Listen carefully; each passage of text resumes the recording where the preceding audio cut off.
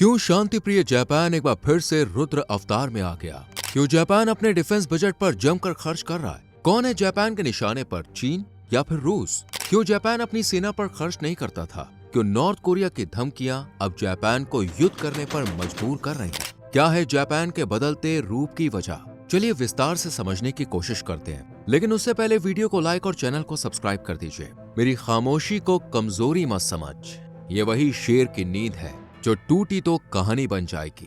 आज ये line Japan पर एकदम सटीक बैठती है, जो उसके नए खूंखार रूप से इंस्पायर है। पूर्वी एशिया में प्रशांत महासागर में यूरेशियन महाद्वीप के द्वीप मुहाने पर बसे जापान की पहचान एक शांति प्रिय हंसमुख देश के रूप में की जाती है, जो हमेशा पीसफुल कंट्री के इंडेक्स में शामिल होता है और युद्ध, जंग, लड़ाई दंगे से दूर रहना पसंद करता है। इसलिए इस शांत देश की पहचान एक पोलाइट, काइंड हार्टेड और मिलनसार देश के रूप में होती है। लेकिन अगर इतिहास के पन्नों को खोलकर देखें तो जापान एक खूंखार, खतरनाक और बेरहम देश हुआ करता था, जिसके दिल में रहम नाम की कोई चीज नहीं थी। 1940 के दशक में जापानी आर्मी को दुनिया की सबसे क्रूर और बेरहम आर्मीज में शुमार किया जाता था। इस आर्मी ने चीन की नानजिंग मैसेकर में मासूमों पर इतने अत्याचार किए थे कि सोचकर भी रूह कांप जाए। इस मैसेकर में जापानी आर्मी ने महज 6 हफ्तों में दर्जन महिलाओं, लड़कियों और छोटी छोटी बच्चियों के साथ दुष्कर्म किया था और लाखों लोगों को बेरहमी से मार दिया था। कामिकेज वॉरियर्स को तो चलती फिरती मौत कहा जाता था, जिन्होंने सेकेंड वर्ल्ड वॉर के दौरान यूएसएस बंकर हिल नाम के एक अमेरिकन एयरक्राफ्ट कैरियर को मिसाइल से तबाह किया था और इस अटैक में अपनी जान भी गंवा दी थी। डेथ मार्च की खौफनाक घटना तो जापानीज आर्मी को सबसे क्रूर आर्मी का दर्जा दिलाती है, जिसमें उन्होंने ऑस्ट्रेलियन प्रिजनर्स को बिना रुके चलने का ऑर्डर दिया था और जो भी रुका या डगमगाया उसे तुरंत ही गोलियों से भून दिया गया। लेकिन 1945 के बाद यह खूनी, बेरहम जापान सॉफ्ट हार्टेड और शांति प्रिय देश बन गया। लेकिन कैसे? तो इसकी वजह है अमेरिका, जिसने जापान के 2 शहरों हिरोशिमा और नागासाकी पर दुनिया का पहला और अब तक का इकलौता न्यूक्लियर अटैक किया था और कुछ ही समय में 2 लाख से ज्यादा जापानियों को मौत की नींद सुला दिया। जिसके बाद जापान ने भी शांति बनाए रखने और लोगों को बचाने के लिए अमेरिका के सामने आत्मसमर्पण कर दिया था और अमेरिका जापान के बीच कुछ समझौते हुए और 1951 में एक संधि सामने आई, जिसे हम और आप सैन फ्रांसिस्को संधि के नाम से जानते हैं। इस संधि में अमेरिका ने जापान की सेना को पूरी जिम्मेदारी या कहें तो कंट्रोल अपने हाथ में ले लिया था। हालांकि सैन्य शक्ति देश की समृद्धि और शक्ति का प्रतीक होती है, लेकिन युद्ध में मिली हार ने जापान को इतना कमजोर कर दिया कि वो अमेरिका के सामने कुछ नहीं बोल पाया और उसकी सारी शर्त कबूल की।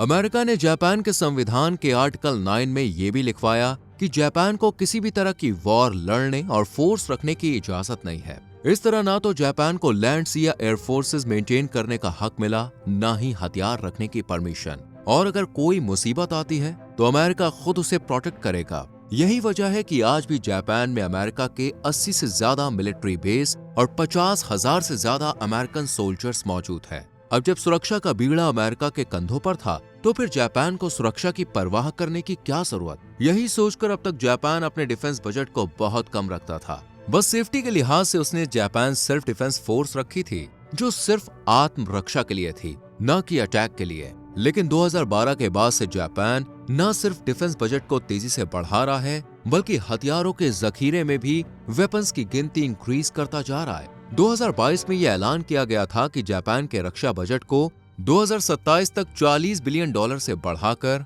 $66 बिलियन कर दिया जाएगा, जबकि हालिया वक्त में यानी 2025 में जापान का डिफेंस बजट करीब $57 बिलियन है, जबकि ऑस्ट्रेलिया का $55.7 बिलियन। जहां पहले जापान अपनी जीडीपी का 1.3% से 1.6% तक डिफेंस पर खर्च करता था, अब 2027 तक इस बजट को बढ़ाकर 2% करने का फैसला किया गया है। 90 के दशक में जहां जापान की सेल्फ डिफेंस फोर्स में 50,000 जवान थे, वहीं 2012 के बाद इनकी संख्या बढ़ाकर 2,50,000 कर दी गई है। देश की सुरक्षा करने और दुश्मन को मौत का मजा चखाने वाला खतरनाक हथियार इलेक्ट्रोमैग्नेटिक रेल गन भी जापान ने अपने खाते में ऐड कर लिया है। ये एक ऐसी कैनन है जो गोलियों की बौछार नहीं बल्कि इलेक्ट्रिक फायर के गोले दागती है और दुश्मन की वॉरशिप्स को 2 टुकड़ों में चीरने का दम रखती है। इस खौफनाक टेक्नोलॉजी का आविष्कार अब तक अमेरिका भी नहीं कर पाया है, लेकिन जापान ने इसे डिफेंस के लिए साइड में रख रखा है। इतना ही नहीं, 2027 तक आर्सेनल में 400 ऐसे टॉमहॉक क्रूज मिसाइल जोड़ने का ऐलान किया गया है जो दुश्मन को बचने का मौका नहीं देंगे। लंबी दूरी की मिसाइल जैसे होमहॉक और उन्नत टाइप 2, एजिस जैसा युद्धपोत, हाइपरसोनिक मिसाइल, F-35 लाइटनिंग, दर्जनों ऐसे हथियार इकट्ठा करने की प्लानिंग चल रही है जो दूसरे देशों की सुरक्षा में सेंध लगा सकते हैं। ऐसे में एक सवाल ये भी उठता है कि आखिर साइलेंट रहने वाला जापान अब आखिर इतना वायलेंट क्यों हो रहा है? इसे वो कौन से ऐसे खतरे का डर है जिसकी तैयारी ये अभी से कर रहा है? तो इसका सबसे पहला जवाब तो अमेरिका से ही जुड़ा हुआ है, जहां 19वीं शताब्दी में अमेरिका ने जापान की सुरक्षा की जिम्मेदारी अपने कंधों पर उठाई थी। अब वही अमेरिका इस जिम्मेदारी को बोझ मानकर उसे पल्ला झाड़ता जा रहा है, जिसका सबूत मिला 6 मार्च 2025 को, जब अमेरिका के प्रेसिडेंट डोनाल्ड ट्रंप ने ऑन कैमरा सबके सामने कहा कि जापान को हम प्रोटेक्ट करते हैं, लेकिन उन्हें हमें प्रोटेक्ट नहीं करना पड़ता। इस बात से साफ जाहिर है कि उन्हें अब जापान का बोझ उठाने में कोई दिलचस्पी नहीं है, क्योंकि अमेरिका जानता है कि वो चाहे जापान की कितनी ही मदद क्यों न कर ले, उसे बदले में कुछ भी मिलने वाला नहीं है। सोचिए, जब सुरक्षा देने वाला ही पीछे हट रहा है तो फिर खुद सुरक्षा का इंतजाम क्यों ना किया जाए? यही वजह है कि जापान अब डिफेंस बजट बढ़ाकर अपनी सैन्य ताकत को पहले की तरह मजबूत करने की कोशिश में लगा हुआ है, जिसकी एक वजह है ड्रैगन उर्फ चीन, जो पूरी दुनिया पर अपनी ताकत बनाकर रखना चाहता है। और इसी दबदबे को जाहिर करने के लिए उसने कुछ समय पहले जापान की एक्सक्लूसिव इकोनॉमिक जोन में कुछ बैलिस्टिक मिसाइल्स दागी थी, जिनकी जापानी टेरिटरी से दूरी तकरीबन 100 किलोमीटर थी। ये हमला सिर्फ ताकत का प्रदर्शन करना नहीं था, बल्कि उसे धमकाकर ताइवान के मामले से दूर रहने की चेतावनी भी थी। दरअसल जिस तरह चीन भारत के अरुणाचल प्रदेश को अपना हिस्सा बताता है, उसी तरह ताइवान को भी अपने खाते में जोड़ने की कोशिश करता है। लेकिन जापान नहीं चाहता था कि ताइवान चीन की बंदिश भरी हुकूमत में सांस ले, उसका गुलाम बनकर रहे, क्योंकि जापान और ताइवान के बीच ज्यादा दूरी नहीं है। ऐसे में अगर ताइवान पर कोई भी मुसीबत आती है या मान लीजिए युद्ध होता है, तो उसका परिणाम कहीं न कहीं जापान को भी भुगतना पड़ेगा और अर्थव्यवस्था भी चरमरा सकती है, क्योंकि जो जापान के ट्रेड रूट्स हैं वो ताइवान के ही पास से होते हुए गुजरते हैं। लेकिन अगर चीन ने इन रूट्स पर कब्जा कर लिया, ट्रेड वाले समुद्र से आवाजाही पर रोक लगा दी, तो आप समझ सकते हैं कि जापान की इकोनॉमी पर कितनी गहरी चोट लगेगी, जिससे देश की आर्थिक स्थिति खराब हो सकती है। अगला रीजन है अच्छे संबंध, जो दोनों देशों के बीच लंबे समय से बने हुए हैं। जापान की 90% आबादी भी ताइवान के सपोर्ट में रहती है और नहीं चाहती कि ताइवान को चीन जैसे देश का गुलाम बनकर रहना पड़े। अब सोचिए, जब चीन ताइवान पर कब्जा जमाने की कोशिश करेगा, तो आबादी के कहने पर जापान को भी ताइवान का साथ देने के लिए खड़ा होना पड़ सकता है, और चीन से मुकाबला करना जापान के लिए बिल्कुल भी आसान नहीं होगा। इसलिए जापान कोशिश करता है कि ताइवान चीन से आजाद होकर एक अलग देश के रूप में रहे और जापान के साथ अच्छे रिश्ते बनाकर रखे।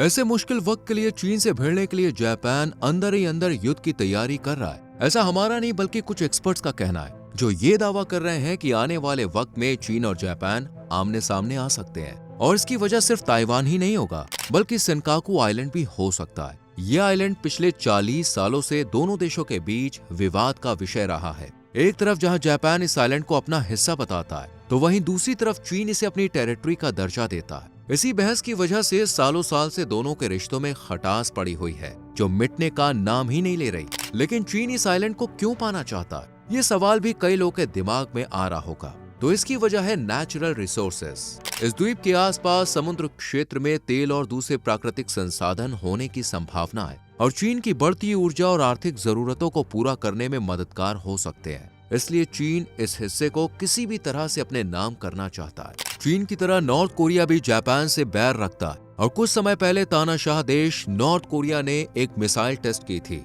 जो जापान के ऊपर से होती हुई सीधा पैसिफिक ओशन में जा गिरी, जिससे जापान में इमरजेंसी अलार्म बजने लगे थे, लोगों को शेल्टर्स में भेजा जाने लगा था, और युद्ध का डर हर किसी के मन में जगह बना रहा था। ये डर जापान लगभग 4 बार महसूस कर चुका है। जी हाँ, 4 बार। इस तरह की टेस्टिंग नॉर्थ कोरिया की तरफ से हुई है। इसलिए जापान अपनी सुरक्षा बढ़ा रहा है, ताकि नॉर्थ कोरिया, जिसके पास न्यूक्लियर वेपन है, वो उससे मुकाबला कर सके। दरअसल इतिहास में जापान ने कोरिया पर अपना कब्जा किया था और क्रूरता की सारी हद पार कर दी थी। इतना ही नहीं, नॉर्थ कोरिया पर कुछ प्रतिबंध भी लगाए गए थे, जिससे दोनों देशों के बीच तनाव पैदा हो गए। 2022 में छिड़ी रूस यूक्रेन वॉर ने भी जापान को सुरक्षा पर ध्यान देने पर मजबूर किया। जापान इस लड़ाई से इतना तो समझ गया कि जब यूक्रेन की मदद करने के लिए कोई भी देश आगे नहीं आया, तो फिर उसकी मदद करने कौन आएगा? वैसे भी अमेरिका तो अपनी जिम्मेदारी से मुंह मोड़ता जा रहा है। इन्हीं सब स्थितियों को देखते हुए जापान खुद को मजबूत करता जा रहा है। आपको क्या लगता है, क्या जापान चीन और नॉर्थ कोरिया का सामना कर पाएगा? अपनी राय हमें कमेंट सेक्शन में दें। वीडियो अच्छी लगी हो तो लाइक और शेयर करके चैनल को सब्सक्राइब करें और बेल आइकॉन प्रेस करें, जिससे आने वाली वीडियोस आपसे मिस ना हो। मिलते हैं अगली वीडियो में।